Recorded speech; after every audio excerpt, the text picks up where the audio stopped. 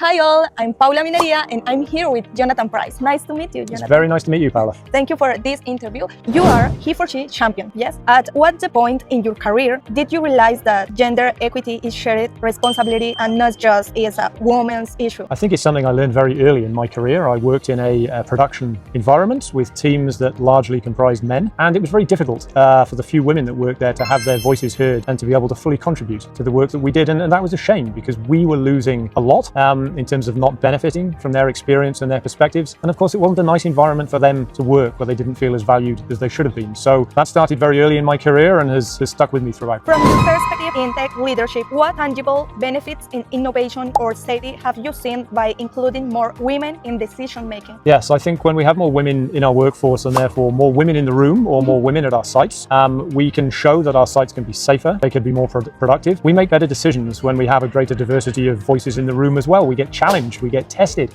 we move away from the conventional wisdom. So I think in all facets of our business, I'm very confident to be able to say having a diverse group of people, including a strong representation of women, makes our business better. Canada is a leader in these strategies. What lesson can the Canadian model export to other mining regions to speed up cultural change?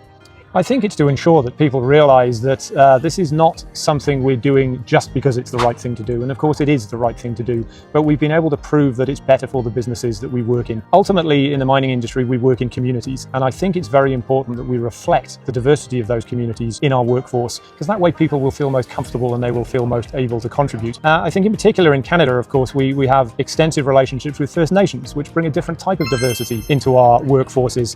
So I think it's something that's sort of more natural in Canada, perhaps because of First Nations, but we work really hard on diversity because ultimately, as business leaders, we know it makes our businesses better. Could you share a success story within tech where an inclusion strategy radically changed the dynamics of mining operation? I think it's sometimes difficult to think of a radical change. I think it's more of a change in expectations that is set within an organization. It's a change to emphasize the values that we have in the organization, and then to have leaders demonstrating that by being more diverse we can create better workplaces. I think it requires us to ensure that when we see disrespectful behaviours, we call them out and we deal with them. One of the biggest challenges we always have in the workplace is people walking past things that they shouldn't walk past. So to me, it's the small symbols, it's the everyday actions and behaviours and intention that ultimately will change equality and gender equality in particular at work.